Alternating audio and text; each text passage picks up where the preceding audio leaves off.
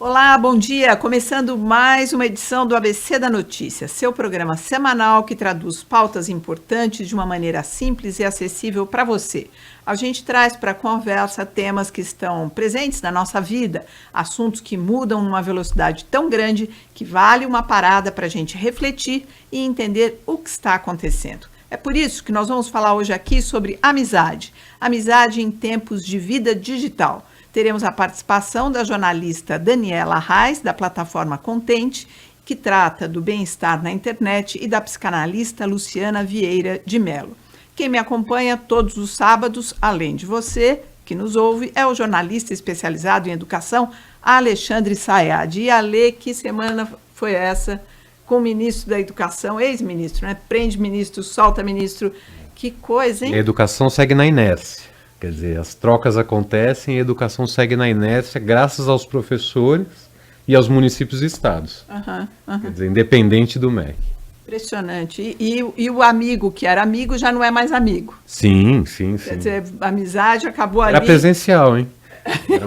Era uma amizade presencial. Não era em tempos de vida digital. Não. Até em homenagem a eles, nós vamos fazer aqui um programa hoje sobre a amizade. Bom, eu vou começar por você, Daniela. Eu gostaria que você explicasse o que é uma plataforma que pensa o bem-estar das pessoas na internet. Explica pra gente. Olá, gente, um prazer estar aqui. Muito obrigada pelo convite. A nossa principal missão é convidar cada vez mais pessoas a pensarem na relação que elas têm com a internet. Porque a gente fica muito tempo conectado, né? A gente muitas vezes já acorda e pega o celular. A gente nem escovou os dentes e a gente já abriu uma rede social e, de repente, a gente foi impactado por aquilo ali, pela conquista de uma pessoa, por uma notícia triste. E muitas vezes a gente pensa que esse tanto de conexão é mais uma coisa da nossa vida e a gente não reflete sobre as implicações que isso tem na nossa vida pessoal, nas nossas emoções, na nossa vida como sociedade. Então, o nosso convite é para que a gente pense coletivamente na internet que a gente quer que exista. E o nosso assunto... a gente faz isso por meio de conteúdo. O nosso assunto aqui é a amizade em tempos de vida digital. Muita coisa a gente vê mudando, pessoas mais velhas se conectando com amigos do passado, pessoas mais jovens aumentando a sua lista de amigos, outros fazendo amigos que duram algumas rodadas, enfim, tem de tudo, dá até para montar uma startup chamada Amizade, de tanta variedade que tem. Eu gostaria de perguntar para vocês, e aí Luciana pode se colocando, por favor, se a internet, que desde que ela surgiu, ela mudou aí as nossas relações, tornou muito mais fácil manter contato com os amigos, conhecer gente nova, mas a minha pergunta é, será que as pessoas, por conta dessa facilidade, acabam, de alguma maneira, se isolando e tendo menos amigos offline, os amigos que a gente pode chamar amigos de verdade, e tendo outros amigos que têm uma outra intensidade? O que você observa? Então, eu vejo o seguinte, que a amizade vai ser sempre a amizade, pelo menos como eu vejo a amizade, né? Acho que é um conceito que não pode mudar, não dá para mudar, né? O que eu acho que talvez as redes sociais tenham trazido é uma ampliação maior desse primeiro contato, né? Mas a amizade por si só, ela precisa do contato pessoal, interpessoal, né? Não tem jeito. A gente vive a amizade e a gente tem conflito na amizade, né? E as redes sociais, elas podem ser um gatilho para a gente ampliar essa possibilidade. Então, pode ampliar com pessoas que moram em outras partes do mundo, os jovens têm isso, né? Um contato maior com pessoas de outro lugar, outros jovens de outro mundo, de outros países, quer dizer. Então, assim, nesse sentido, eu acho que as mídias digitais, elas ampliaram essa possibilidade. Mas o conceito de amizade, eu acho que ele é sempre o mesmo, ele será sempre o mesmo, e ele precisa do contato pessoal. Quer dizer, ao vivo, não virtual, entende? Presencial. Esse contato ao vivo podia ser offline ou online. Sim, eu acho o seguinte, a gente teve uma prova disso, na minha concepção, com a pandemia. A A gente viu, por exemplo, eu atendo muitos jovens, né? A gente viu que durante um tempo a mídia social e esse tipo de uso, ela ajudou, ela contatou, ela fez vínculos, alguns vínculos com essa qualidade virtual. Portanto, num determinado momento, isso não foi mais possível. Os jovens estavam precisando de um contato pessoal, né? Encontrar, troca com outra qualidade, né? Né? Ela está com um delay. Vale para qualquer faixa etária? Isso vale para qualquer faixa etária, não é, Lu? Então, eu não sei, porque eu acho que os jovens eles têm uma facilidade maior para usar os recursos, né? Agora, eu não tenho elementos para falar de uma faixa etária mais velha, eu não sei qual o uso disso, né?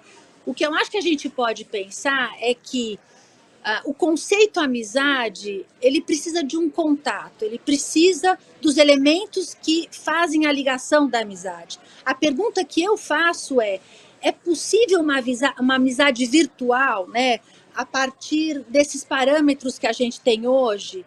Eu acho que não, porque eu acho, por exemplo, que, claro, é de uma outra qualidade, eu não estou dizendo que é impossível, mas acho que a gente precisa separar uma amizade virtual de uma amizade dos parâmetros que a gente conhece, com contato, com um convívio íntimo, com conflito.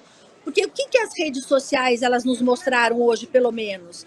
Que quando a gente tem conflito, a gente não resolve os conflitos, a gente cancela. Então, eu acho que em cada área você vai ter os parâmetros que regem aquela sociedade, aquele funcionamento. Então, o virtual, eu acho que tem condições específicas. E o contato presencial, ele tem outros processos. Né? Alexandre. Processos que fazem parte dessa relação. Ale. Pode ser minha amiga ou não? Eu sou, vamos ver, então, depende. Então tá bom. No virtual eu sou. Tá Presencial bom. Eu estou pensando. Não, só para eu já começar mais feliz aqui. Olha, eu só trouxe vou trazer uns números aqui, só porque eu achei interessante a gente perceber, por exemplo, uma pesquisa levantou, a questão da pandemia aumentou a virtualidade, quer dizer, as pessoas estão usando mais o digital, né? Então, só na Europa, o tráfego de dados pela internet aumentou em 20% nos anos subsequentes, em 2020 e 2021. Né? E uma pesquisa que é muito legal, que acontece no Brasil todo ano, realizada pelo Comitê Gestor da Internet, né, que é o CGI, que chama TIC Educação, a pesquisa relativa a 2019 e 2020 mostra que os jovens usaram mais as redes sociais, inclusive porque a escola demandou mais. Então, muitas escolas, por exemplo, criaram as páginas dentro do Facebook, ou criaram grupos de WhatsApp para passarem as lições. E, por consequência, os jovens acabaram usando mais a internet, por exemplo, nesse período de pandemia. Então, por exemplo, teve um aumento. Por exemplo, 72% de todas as instituições, foram quase 4 mil que essa pesquisa abrangeu, utilizaram redes sociais para transmitir questões de conteúdo, de educação, né? E outros aplicativos também, como o WhatsApp também foi um dos mais citados, né? Aí eu queria fazer só uma pergunta para as duas convidadas, e lembrando que a Luciana pode estar com um delayzinho de voz aí para quem está escutando, né? Porque ela está no exterior. Isso. Eu acho que esse atraso na chegada da voz dela é normal porque ela está falando de fora. Mas eu queria saber assim, se a mamãe escuta do filho assim, mãe, eu fiz 7 amigos essa semana, 7 virtuais, como que a mãe deve reagir a isso? Quer dizer, esses amigos são amizades? Você fala, filho, que interessante, 7 amigos novos, como é que isso se desenrola numa relação? Dani, você? Eu acho que tem um aspecto que, assim, as redes sociais tornam muito mais fáceis os contatos. Então, a gente consegue acompanhar a vida de um amigo, de outro, e a gente pode ter a falsa sensação de que a gente está próximo. A gente manda um WhatsApp, dá aquela atualizada, mas exatamente como a Lu falou, não tem uma troca, não tem um olho no olho. Esses 2 últimos anos de pandemia, né, a gente viu o quanto a gente ficou carente, o quanto tudo que a gente queria era um abraço, era a gente não estar conversando por uma tela. Então, eu acho que as redes elas podem fazer essa armadilha de pensar que quantidade é qualidade. tenho muitos amigos, mas qual é a qualidade da conversa? Com que intenção você está falando com esses amigos? Você realmente consegue dar atenção a 7 novos amigos? Eu não consigo, pode ser geracional já estou mais velha, mas principalmente se você olhar para a amizade no sentido de uma construção de diálogo, porque também as redes nos colocam nesse lugar, muitas vezes de protagonista, então a gente aprende a falar para a câmera, a gente aparece nos stories, a gente faz quase um Big Brother da nossa vida, e aquilo ali dá de novo, uma sensação de que você está trocando, mas na verdade você está falando. As relações que precisam de uma troca, de um diálogo, elas vão demandar mais tempo, elas vão demandar mais intenção, e só assim a gente se conecta de verdade. Então eu acho que se meu filho chegasse para mim, mais velho, ele ainda é muito bebê, falasse, mãe, fiz 7 amigos novos, eu ia falar, caramba, que legal, você conheceu muita gente hoje na escola, ou na festa, ou no parquinho, mas qual é a qualidade dessa interação? Você está só querendo acumular 1 milhão de amigos, eu quero ter 1 milhão de amigos, como cantaria Roberto Carlos, ou você quer ter aquela conversa que vai transformar seu dia, que vai transformar o dia do outro, a partir desse lugar de conexão? Pelo que a gente está falando, esse contato online é uma bênção e, ao mesmo tempo, uma maldição, né? Porque quando você tem o recurso de estar próximo, porque, por exemplo, na pandemia foi uma salvação, mas, por outro lado, parece, a gente está falando de relações mais rasas e tudo. E quando a Dani fala da questão geracional, Ale, eu queria lembrar aqui, pesquisando sobre esse assunto para o nosso programa de hoje, eu achei uma fala de um sociólogo, um filósofo polonês que já faleceu, o Zygmunt Bauman, e ele ali perto de fazer 90 anos, um menino, na época, viciado no Facebook, né, chegou para ele dizendo, ele conta isso, né, que tinha feito 500 amigos num dia, que o cara chegou se gabando, falando que tinha feito 500 amigos. Aí ele respondeu que ele tinha 86 anos e que durante essa vida toda ele não tinha 500 amigos. Então, presumidamente, o que ele falava sobre amigo era muito diferente quando o outro estava falando sobre amigo. Quer dizer, eles não estavam falando sobre a mesma coisa. Então, a gente tem hoje 2 categorias, seria isso, Luciana? O que você acha disso? Eu penso que sim, nesse sentido, acho que sim, quer dizer, quando o jovem vem e fala, eu fiz 7 amigos novos, né? Eu acho que sim, a gente tem que questionar a qualidade disso. E mais, ampliar um pouco a ideia do que é amizade, né? O que eu considero como um amigo? O que é amizade? É parceria? Aí a gente tem talvez a oportunidade de desenvolver com o jovem esses conceitos que por vezes ficam tão esgarçados, né, com a questão virtual, né? Acho que a gente tem aí uma grande oportunidade para introduzir, se esses conceitos ficaram esgarçados, introduzir o que é amizade, né? O que implica a amizade? Como é que a gente vive? Como é que a gente experimenta a amizade? Né? Eu tenho só, por curiosidade, tem um dado mais específico aqui, quer dizer, a Facebook foi a rede mais citada por uso das escolas, tá? Seguida pelo WhatsApp e Telegram, depois o Instagram e o YouTube, então, e por fim o Twitter, né? O Twitter foi a última rede usada pelas escolas para auxiliar nesse processo de ensino remoto, né? A gente fala ensino remoto porque de fato foi uma coisa emergencial, todo mundo usou o que deu, e isso acabou levando mais jovens para a questão digital. Agora, Dani, você percebe que essa relação com essa vida digital, quando a gente está falando aí da amizade, que é o nosso assunto aqui, quando muda essa amizade online, quando a gente compara com a amizade qualificada na vida real, né, vamos dizer, as pessoas estão menos tolerantes nesse contato aqui, quer dizer, você busca um jeito mais perfeito, porque o amigo é aquele também, né, que vai lá, você está errando, ele te dá bronca, você recebe a bronca, fica bravo com ele e depois toca a vida, né, uma amizade tem reciprocidade, né, é afeto. A amizade está em todas as relações, do namorado, a amizade está presente na relação com o professor, com o amigo. Acho que talvez seja um sentimento mais pleno, assim, porque a amizade tem que estar em tudo, né? Quer dizer, é uma delícia você ter isso em tudo. Então, assim, você sente que existe pouca tolerância para quem tem essas relações de amizade. Parece que a gente está demonizando aqui, né, as relações na internet, mas não é isso. É porque é tão boa a amizade olho no olho, né? Não, olha, mas só para fazer uma defesa da amizade virtual, eu tenho vários amigos que eu conheci primeiro na internet e depois se tornaram amigos na vida offline. A minha sócia, inclusive, na Contente, a gente se conheceu, eu e a Luísa, há muitos anos atrás, pela internet. Então, a gente começou a se falar muito e aí a gente se descobriu apaixonada por internet. A gente tem uma empresa há 12 anos e esse encontro surgiu do digital. Eu acho que tem uma coisa que, assim, quando a gente está acostumado a ficar só no virtual e acumular essas amizades que às vezes não tiveram esse lugar de aprofundamento, porque é no offline também que o bicho pega, né? Quando você tá passando por um perrengue que você vai ver quem é que tá do teu lado e tudo mais. Principalmente porque nem sempre você vai abrir aquilo ali para os seus seguidores, por exemplo. Então eu acho que quando a gente está acostumado com esses contatos no virtual, a gente pode sim ficar intolerante, porque a gente tende a se colocar em bolhas, né? Existe essa denominação de um estudioso que chama Eli Pariser, que ele fala que dos filtros de bolha, ele fala como na internet a gente pode passar a andar com as pessoas que pensam o mesmo que a gente, a ver as mesmas notícias que, assim, reforçam nossa visão de mundo. Então, é quase como se a gente ficasse um pouco intolerante para o que for diferente. Sendo que isso não ajuda em nada, né? Porque não existe só o meu jeito de pensar, a minha opinião, o meu ponto de vista. A gente cresce no diálogo, a gente cresce quando a gente ouve o outro e a gente consegue entender o outro ponto de vista também.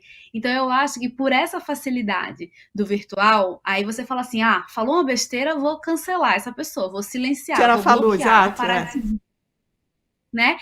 Mas assim, você não faz isso no offline, você não tá no meio de uma conversa e você sai de um diálogo correndo. Então eu acho que existe essa facilidade de você ser um pouco mais ríspido no virtual, mas eu acho que também é uma oportunidade de a gente olhar como é que a gente está tecendo as nossas relações. Eu sempre penso que assim, a gente está querendo mudar o mundo, né? E a gente não consegue ficar no grupo da família se tem uma discordância por política. Como é que a gente está usando o conflito como um convite para o diálogo, né? Como é que a gente está evoluindo a partir daquele conflito? Porque assim, a gente vai entrar em conflito, com um amigo, inclusive. Então, a gente precisa aprender a conversar mais. A Polly trouxe o Bauman aqui, né? Lembrando que o Bauman é o filósofo que criou o conceito de modernidade líquida. Exato. Ou seja, onde a gente mistura os campos, né? E, Luciana, queria perguntar nesse sentido para você o seguinte: para o jovem hoje, há pouca distinção, na verdade, a gente tem que partir desse princípio, do mundo real para o digital, para uma série de coisas, né? Vamos dizer, uma fronteira muito clara é uma coisa das gerações anteriores. Ali, o líquido da modernidade significa que campos se misturam, sejam na sexualidade, sejam até nesses ambientes. Quer dizer, mesmo considerando que para o jovem, aliás, partindo do princípio que para o jovem, talvez o mundo digital seja tão mundo e tão real quanto o nosso mundo físico, né? Como você enxerga a questão do relacionamento, da amizade e outros relacionamentos que se dão no mundo digital e são levados por eles tão a sério quanto a gente leva no mundo físico, né? Essa que é a questão. Sob o ponto de vista do jovem, talvez não exista essa divisão que a gente está trazendo aqui, essa barreira, esse muro. Eles levam o sofrimento de conflitos da vida digital para o consultório, por exemplo? Essa é uma boa pergunta. Não é? Hein, Lu? Por favor. Então, eles levam, mas eu acho que a gente tem que tomar um certo cuidado, né? Por quê? Porque o mundo digital, ele é interessantíssimo. Acho que eu compartilho com a Daniela, né? Que ele ampliou, ele faz ampliações, mas você precisa ter uma estrutura emocional para fazer uso, e um bom uso. E isso vem com a experiência, com amadurecimento, com capacidade reflexiva, crítica, né? Isso a gente leva um tempo para ter. Né? E é um grande investimento que a gente acaba fazendo. O problema é usar todo esse recurso sem ter essa condição. Aí eu acho que você fica à deriva. Mas a pergunta que vocês fizeram é se o jovem leva para o consultório essas questões, né? Ele leva, mas a minha grande pergunta é: será que às vezes a internet ela não fica como uma falsa ideia de que eu tenho um poder ali onipotente, onipresente de resolver as coisas? O cancelamento, por exemplo, é uma dessas armas. Eu aperto o botão e eu resolvo as coisas. Eu deleto, eu excluo, eu cancelo. Na vida a gente faz isso, né? Quais são as repercussões da gente fazer isso na vida? Né? De eu apertar um botão, de eu deletar. Isso tem uma repercussão emocional e psíquica. Eu fico com uma falsa ideia de que eu posso resolver as coisas dessa maneira. Pode ser que até em termos práticos siga, mas existe uma repercussão emocional que o jovem vai ter que se haver, né? Ele vai apertar botão, como é que ele vai gerenciar as questões emocionais, os conflitos emocionais, a vida, os relacionamentos. Então, assim, sem dúvida nenhuma, eu acho que é uma ampliação. Eu acho que as mídias digitais, elas vieram para ampliar, né, os contatos, mas a permanência, a qualidade desse contato, ele vai ser feito a partir do sujeito, se eu tenho condições ou não. Então, nesse sentido, ele pode ser muito bom e ele pode ser muito ruim. Eu não sei se eu acho que eu respondi para você. Se você aperta o botão e tira a pessoa rapidamente de cena, você não sente, né, no ar algum outro clima, alguma outra informação emocional que ela podia ter passado se ela tivesse só na outra sala ou se ela tivesse passando no corredor, chateado, né? Na hora que você cancelou, você limpou aquela pessoa do teu horizonte, ilusoriamente. Né? Ilusoriamente, né? Magicamente. Nossa, é tanta gente sofrendo por coisas que acontecem nesse ambiente, né? Na internet, nas relações. Dani, você sente isso? Você tem, assim, casos que você presencia de pessoas, até talvez da sua vida próxima, de pessoas que, assim, que tem ali, nutre algum sofrimento por alguma relação mal resolvida neste ambiente, assim, que talvez fosse diferente se fosse ao vivo, né, Ali? Se fosse uma coisa que você pudesse, com um olhar, dar um sinal que não foi bem aquilo que você quis dizer, ou com um sorriso, ou com, sabe, um passar de novo e dar uma piscada, sei lá, alguma coisa assim. Com certeza, eu fico pensando em relações de trabalho, né? A gente, nesses 2 últimos anos, de novo, a gente ficou, né? Quem pôde fazer isso ficou remoto. E aí, como é que se dão relações de trabalho que acontecem por meio de reuniões em telas, por meio de e-mails, por meio de mensagens escritas? É muito ruído que acontece. Eu falo uma coisa com intenção, pensando outra coisa. Você, com seu repertório, entende de um jeito e, às vezes, aquilo bate de um jeito muito ruim. Aí você já devolve num nível, às vezes, de uma grosseria que, se você tivesse ao vivo, você falava, caramba, eu não falei assim, você entendeu desse jeito. Então, eu acho que é um campo muito delicado, porque a gente está aprendendo também, né?